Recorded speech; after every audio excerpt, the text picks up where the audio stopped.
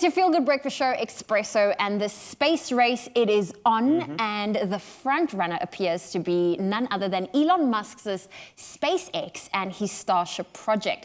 He's reshaped the auto industry, and he's already doing the same for space travel. And science engagement astronomer from the observatory, Dr. Daniel Kahneman, joins us to tell us all about the Starship project. Good morning, Daniel. Good morning. So, Dr. Daniel Kahneman, I'd like to ask you, first and foremost, let's start there.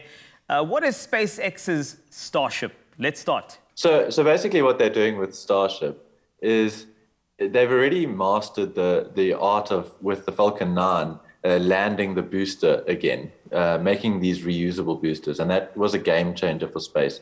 Basically, if you can reuse the rocket, it makes it a lot cheaper, as you can imagine. So what they've done with Starship is taken that to the next step. And they're building a ship, much like you would imagine, you know, a child's ship or something in a movie, something that can sort of take off, fly around, and then land again.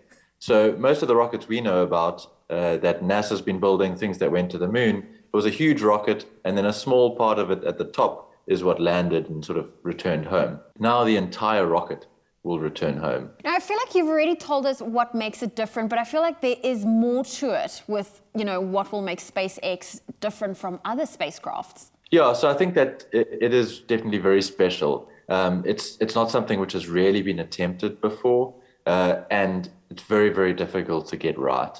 So trying to land something vertically after sort of taking off, going up into space and coming back down, there's a lot that has to go into it. Entering through the atmosphere again, you have to have heat shields, you have to be able to slow yourself down. You know, like we saw a few weeks ago, landing on Mars, there were various things that had to happen, parachutes and heat shields and all of these things which slowly got shed off as the spacecraft slowed down.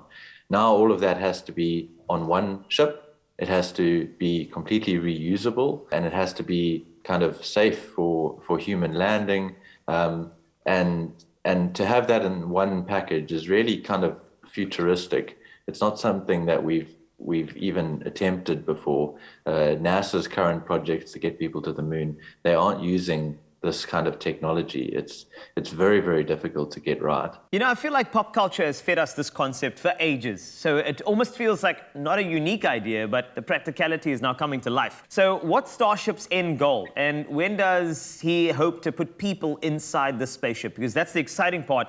If you do have anybody in your life and you say you want space, you just go to Elon Musk. So when is that happening? Soon, I think. So what Elon's always does is he sort of overcommits and then sort of puts himself out there and tries to deliver on it. And the way that SpaceX operates, and as we've seen with the Starship launch last week, and there's been multiple Starship launches in the last few months, they're rolling out these test Starships once every week or two. They really are on a conveyor belt of testing these things, trying to do it as rapidly as possible.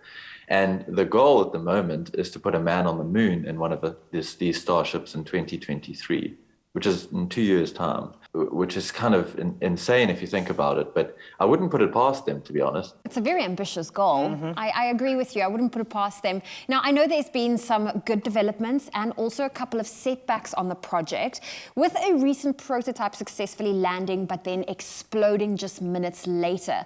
What are the latest developments from the team? Yeah, so as I said, to build them this quickly, generally sort of the approach for rocket building is to design it and design it and design it, and make sure like everything's perfect, and then launch it, because it's very expensive. Yeah. But the SpaceX philosophy is build one, build another one, build another one, build them all at once, and roll them out and test them.